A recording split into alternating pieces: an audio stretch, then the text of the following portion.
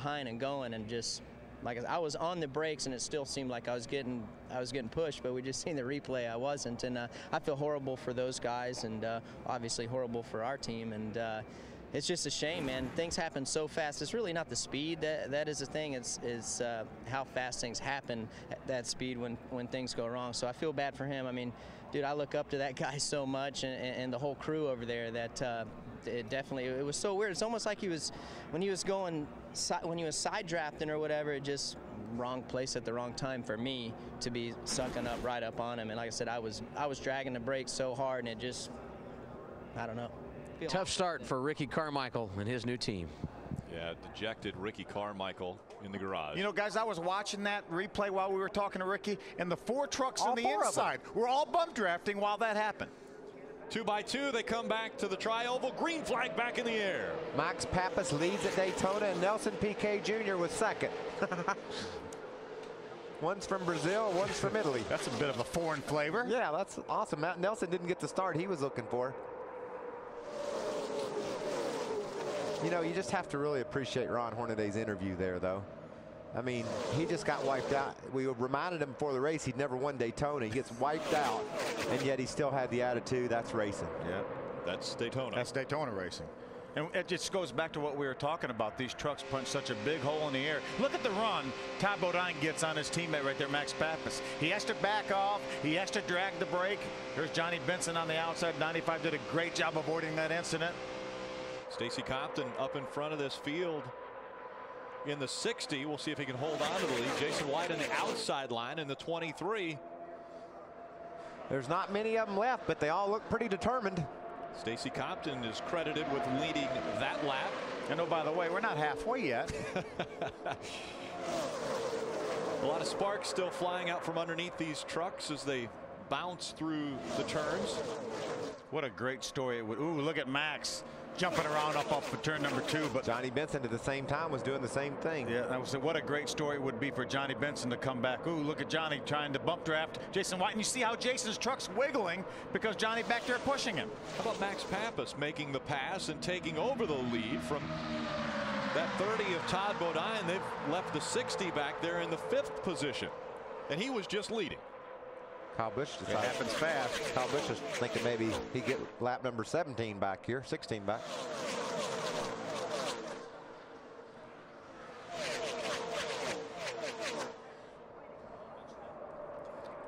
You know, amazingly enough, we talked about all of the storylines early on in our setup and at the beginning of our broadcast. And I think someone mentioned, you know, we haven't heard from Matt Crafton yet, who was second in the points a year ago. It seems like we haven't heard from Matt Crafton again through this broadcast, but he might be doing this on purpose. Yeah, that may be intentional. Just about the whole race, he's kind of fallen back a little bit, just outside of that lead draft, just riding along all by himself.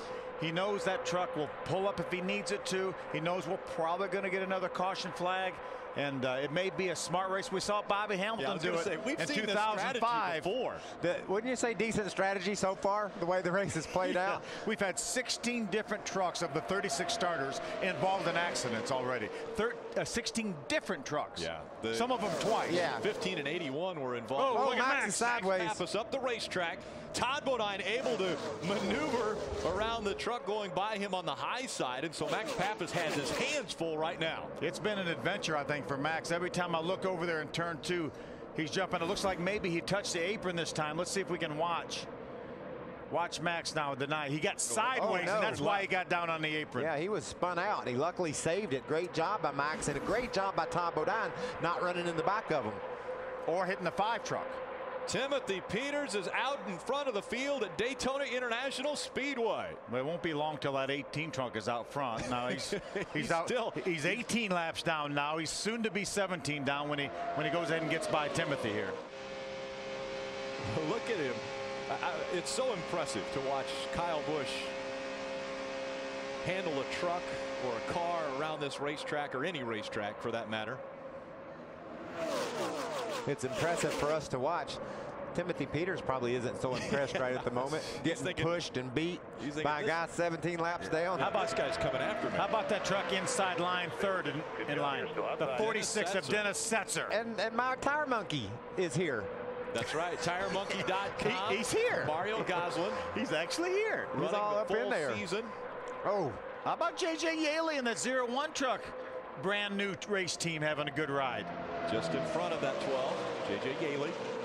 The 5 of Mike Skinner showed his strength early on in this race. He's still fighting in the top 10. These guys don't want to let Kyle Busch have his lap back. No, they really don't. But they didn't like the way that was shaping up. If somebody was smart, they would latch onto the back of that 18 truck, because I'm quite certain he wants to get up front. So the field comes down the back stretch, and again, chaos is somewhat calm for now. It has been a wild ride for 16 different trucks.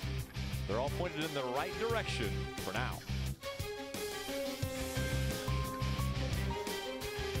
Looking for a stock car fantasy game? Log on to speedfantasyracing.com. Play in your own group or join the overall game for cash prizes. Register now at speedfantasyracing.com. We're in. You can take on the truck team. That's us. Yeah, we've made our picks for tomorrow. Yep. We can't tell everybody what they are. I mean, we don't want to give away the strategy. How about the 30 of Todd Bodine, a 2-time defending race winner, out in front once again. Still got some solid competition there, though, Phil. Mike Skinner, a very fast truck. Timothy Peters looks like he's all set to make a run on these guys. And look at our pole sitter, Jason White, right there in second spot. Max Pappas has got the number 9 Geico back under control. That Toyota Tundra was a little bit of a handful earlier, but he's fallen back in line. Nelson Piquet Jr., my spotlight driver, battling for a top 5 run. Mike Skinner gets by him for that 5th position right now. Now he's side by side with Tire Monkey Mario Goslin in the 12. And remember, the hell of a good number 18 Toyota Tundra of Kyle Busch is 18 laps down to this field, but he's out there racing. Because that's what he is. He's a racer. He doesn't want to sit in the garage or have to do anything to that truck or call it an early night. He wants to be on this racetrack racing. So much effort and time has been put into that race team, building it. Rick Wren, the director of competition, came over from Ron Hornaday's championship winning team and put a couple great trucks together here. They both were so fast, and unfortunately both have been involved in incidents. What a big run that K&N Toyota Tundra of Timothy Peters has. We see the cross flags. We're at the halfway point of this one. From that brand new flag stand. Looks like about 8 stories up above the racetrack. Has an elevator to get to it. And it has a roll cage around it. I feel pretty good setting up there. There's my guy right there. Nelson Piquet Jr. had a great run going last Saturday in the ARCA Series race. Had trouble late. Was running up in the top 5. Doing a terrific job running up in the top 10, drafting on Dennis Setzer, a 3-time runner-up in this truck series. Taylor Balsam in the 56 down on the bottom of the racetrack.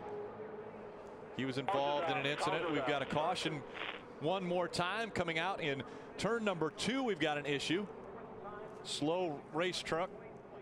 I blew a right front tire. It looks like Norm Benning's truck. I believe in the 57. 57 truck. Norm was running around here in the top 20 on the lead lap.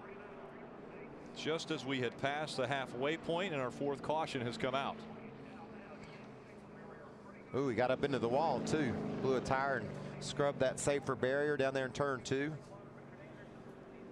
We're getting close to making it all the way. Are we 35 to 40 laps, and we're just halfway, so we have 50 laps to go, so they cannot make it the rest of the way. Aaron's lucky dog. Ryan Sieg getting a lap back on the field. Look at that crowd, man. Awesome.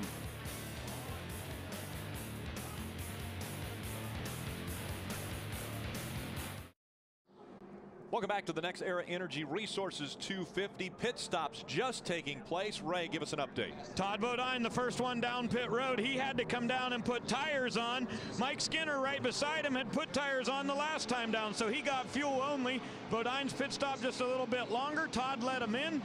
So we'll see where he lined back up on the exit there. Let's check in with Adam.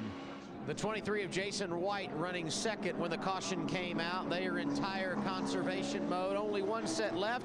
So Doug Howe said, we are going to save him. Come in for fuel only. He barely beat Timothy Peters off the pit lane. Your new leader, Jason White, after a little bit of strategy there.